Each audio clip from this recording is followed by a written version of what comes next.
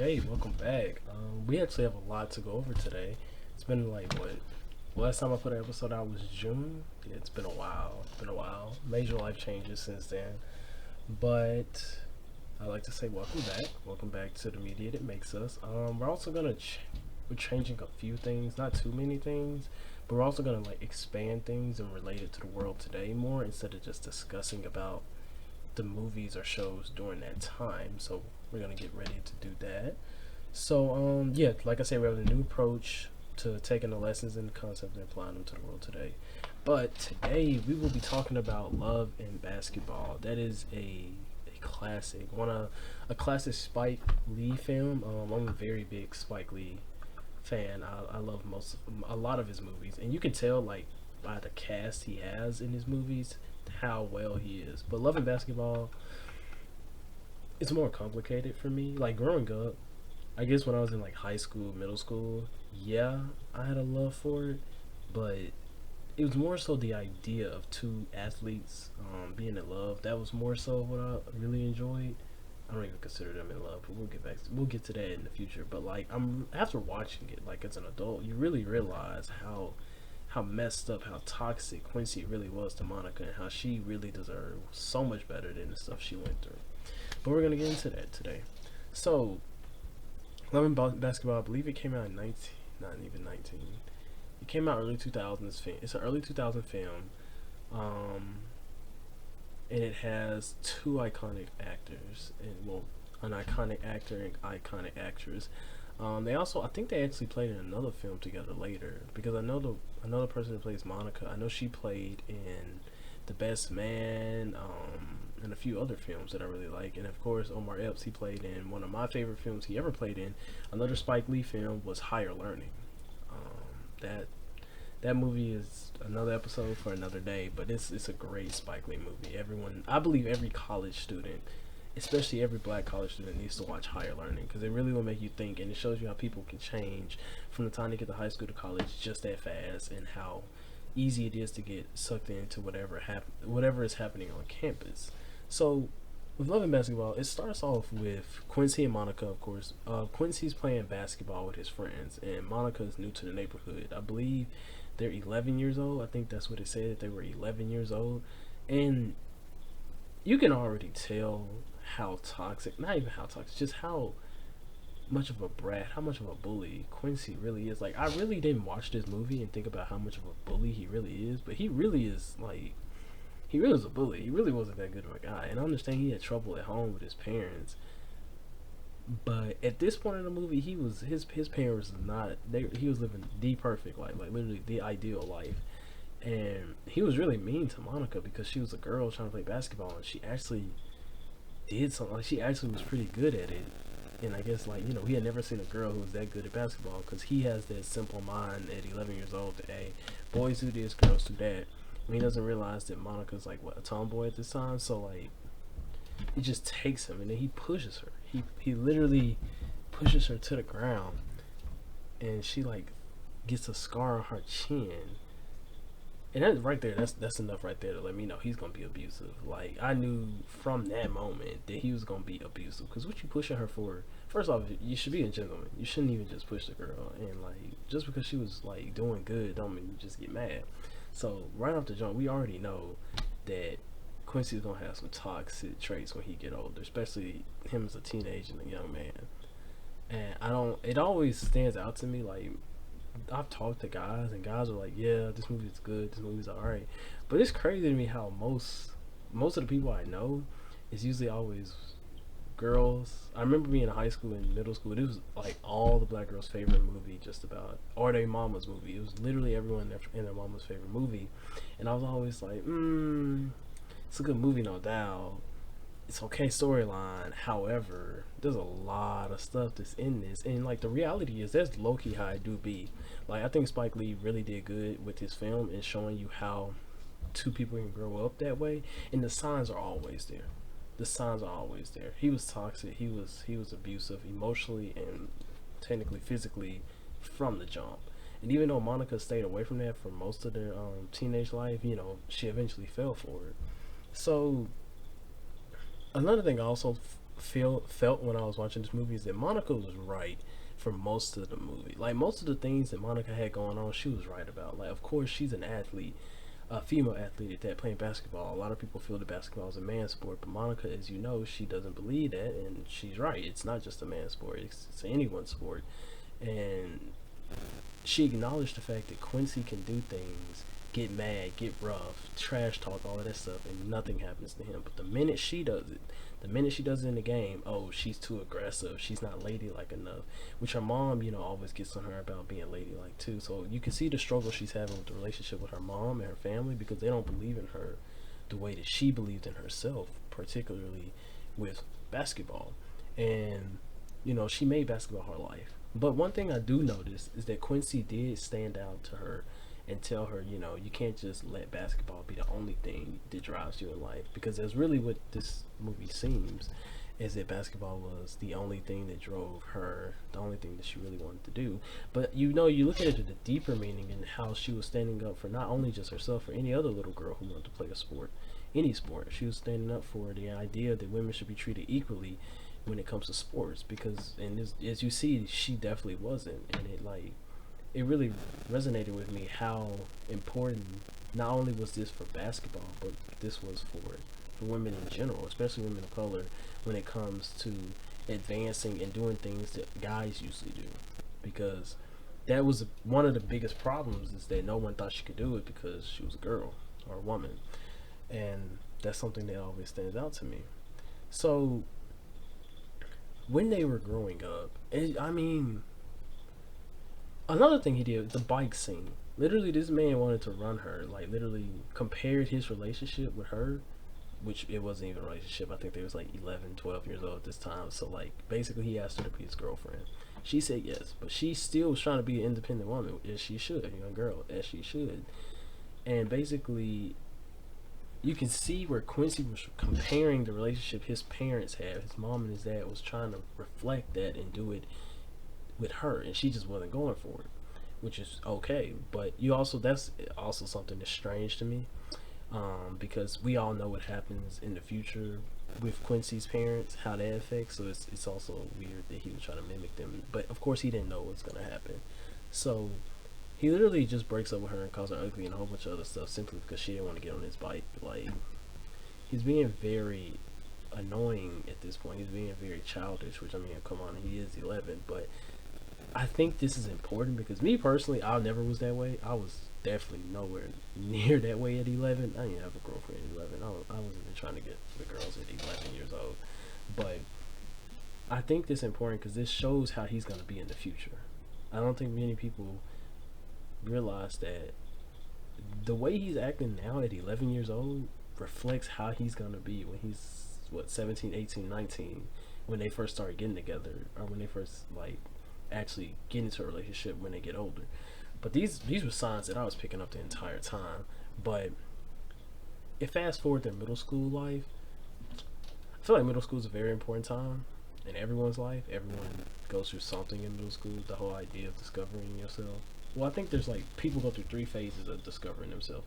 It's probably middle school is when you actually acknowledge the fact that you need to figure your life out. You need to figure out a place. High school, I believe, is when you actually try to figure that place out. And sometimes people do figure that place out in their life, in high school and middle school. And then I know college or real world life, that's where you spend the real, middle school, you acknowledge the fact that you have a life, you need to figure your life out. High school, you try your best to figure it out with the amount of resources you have. And some people think they figured it out. But college/real life, that's when it really hits, because you're thrown into society, you're thrown into the real world, and that's probably one of the hardest times to figure everything out, because not only do real world have real world problems, but everything isn't as simple as it possibly was in high school and middle school for a lot of people. A lot of people learn that when they graduate, that things change after that summer. Things change pretty fast, and I think that tying that into this, they skipped the part where they were in middle school and went straight to the part when they were in high school. More importantly, the end of their high school career. So they're both playing basketball. We already know Quincy got offers, but Quincy's of course, nepotism, and his father. I don't think his father played for the Lakers. I know he did, his father was a pro baller, and so that automatically put the spotlight on him. So he didn't have nothing to worry about with scouts and being able to play. He was always a star player. But Monica is the one who was really struggling. She was the one trying to get the scouts, trying to also appeal. She did not want to appeal to people the way that they want her to appeal to, but she was still trying to follow her dream, play basketball in college, make it to the pros. And I think that that's something you see the difference in Monica and Quincy. They both have the same goal of going to the pros, playing basketball, but you also see how Monica struggles with it more compared to the way Quincy does. That's another thing I think is interesting. We saw Monica play. We saw her practice. We saw her play. We know Monica was good. We didn't really get to see Quincy play, so I don't know how he was a player. I'm just gonna assume he was good because that's what everybody wanted to make it seem like he was good. But we know Monica was good. It's not practice she put in, as much work that she put in, which is, I think. Well, I know she's the main character of the entire show, well, movie. So, you see a big difference between the work ethic, the way they are about things, and that transfers over into their relationship. There's a funny joke. I believe it's prom. I know it's a dance. It's probably prom. Yeah, it's gotta be prom. So it's the prom is coming up, and I remember they were in the car, and Quincy asked her who she was taking to prom, and then that's when Quincy made the joke of Spalding, and then she didn't know who Spalding was, and then he pointed to the basketball because he acknowledged that she's always focusing on her career, always focusing on basketball. So that was a really nice, smooth joke that I think they put in there, and I really liked that joke that they had in there. I know Monica got on to Quincy about girls getting on, like girls going after him and stuff. And of course, you could sense the slight jealousy Monica had, but I think Quincy made a good point when this girl basically asked him out to the dance and everything, and Monica was trying to slut shame her for it. Which, I mean, guaranteed she probably would have tried to do stuff with Quincy, D1 athlete after all, and just him being Quincy, Mr. Smooth. But I think Quincy, acknowledged that there's nothing wrong with a woman asking or saying what she wants, saying that she wants to go after him. And I think that you can also see the jealousy that Monica had. And it's not necessarily like a deep jealousy. I think it's more so of she knew how Quincy was with the ladies. She knew he was wild and he was always on some stuff. And that's why she probably was always reserved at first until the actual, prom dance. And we all know that he took her virginity at the end of that night. They live right beside each other, so I can see that happening pretty easily. Like easy access and everything. But like that whole scene pretty romantic. I think that scene is important because it shows you that although he knew what he was doing for the most part, as we know, she didn't know what she was doing. She put her trust in him, which is something she continues to do throughout the entire movie. Is she puts her trust in him, or she really tries with him, and I'm not gonna say he manipulates her, but he's the type of guy that once he gets what he wants, he gets comfortable. Like he's not the type. I don't think he's the type of guy to do something and then just leave the girl, or to get what he wants and then just dip. But I do feel like he's a guy to get comfortable and arrogant once he does get what he's going after. And I don't think he was particularly going after Monica in that sense, but he definitely got what he wanted, and I'm pretty sure he had wanted that for years because they were best friends. And of course, some people think best friends, that's bound to happen, but I feel like the way they went into that was pretty nice. Like they didn't get entangled with each other their entire high school career, and then at the end of their high school careers, when they finally got into a relationship, or they got to the point where they were finna get into a relationship, and then they went to the same college. I think that was really set up nice. Now college, that's when Quincy went down. I mean, but other than him being in practice, her being in practice, them doing work, she doing work, he doing work. He really didn't make time for her the way I feel like he should. Like, I really feel like Monica was putting in most of the effort, and Quincy was like there. Like he accepted it, but I don't think like he didn't put as much effort in as Monica. She was at his games every game, and the biggest scene when they get ready to break up or when they have their big fight that stood the most out to me is when Quincy found out his dad was cheating on his mom. I mean, he was cheating like There was no way. I also find it funny that it was the Allstate man. That always stands out to me, the Allstate man. But yeah, so literally Quincy finds out his dad's cheating, and I don't know what that's like. I don't know what that feeling's like to find out your parents cheating on the other. But I understand that it was very heartbreaking for him. His dad was his icon, his hero, and that for him to do that to his mom, he was very angry. But I don't think he should have taken that out on Monica. I mean, I understand that he can indirectly do it, but she had a curfew. She was there with him. She was there with him in the bleachers while he was upset, while he was making everything seem like the world was going to end, which to him, his world was ending. However, when she had to go for her curfew so she wouldn't get in trouble, I think it was very selfish of him to hold her accountable, to like get mad at her for that. I think that was selfish because she really had to go. She was being there for him, but she still got to live her life too. She still can't be getting in trouble. And I just realized I skipped over one of the biggest scenes. It's the strip basketball scene. Pretty iconic. I mean, not pretty, very iconic. I think that little game was pretty nice. It was a fun little game, fun little twist, and you can really see how they really like care for each other. You can really see the love that they had.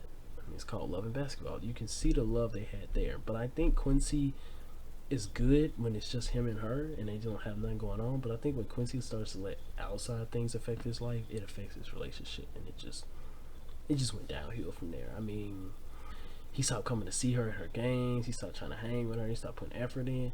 But one scene, I know everybody know this scene. When he went to go get lunch with another girl, that hug was so evil.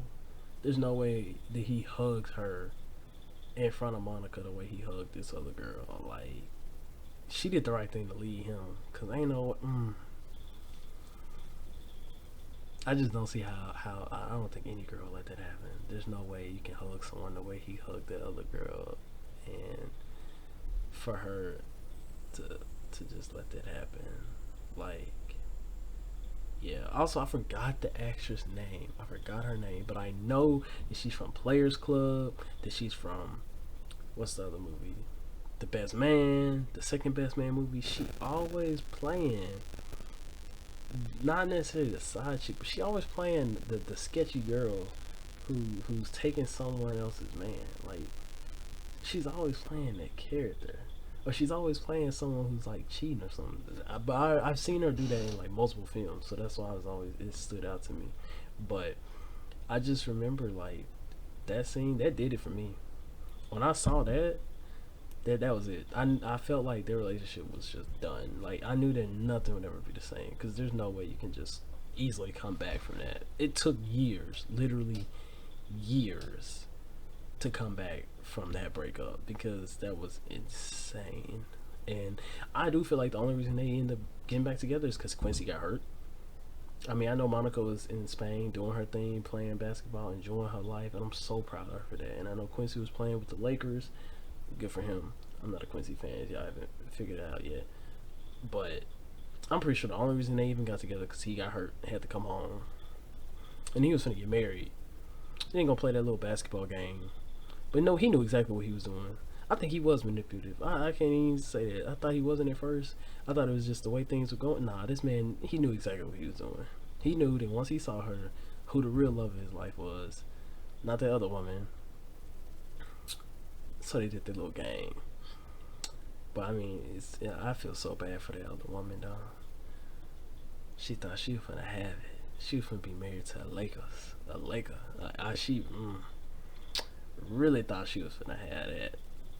She probably had that bag secured, and then Monica just popped up. So I mean, I'm happy for Monica. I'm happy for them to get together, but I just think that they were toxic, and I think it's all Quincy's fault. I mean, Monica was very stubborn. She always had attitude. Well, she didn't always have attitude, but she always had attitude. But she had attitude when she needed to. It's another thing. Even though she had attitude a lot of times in the movie, I think that her attitude was well needed because she just wasn't finna deal with nobody's stuff. Like, she wasn't finna let nobody run her over and treat her like trash for no reason. And, that's very, very admiring. Like, she definitely is the GOAT in this entire movie. She carries this movie, in my opinion. Because if they had decided to follow Quincy's life, I was not going to enjoy this movie at all. I'm so glad they decided to choose to to go towards Monica Life because she really carried the movie and she made it really good. But that's Love and Basketball for you. Like I said, I'm gonna give it a 6 out of 10. It's a good early 2000s film, no doubt. It's a classic.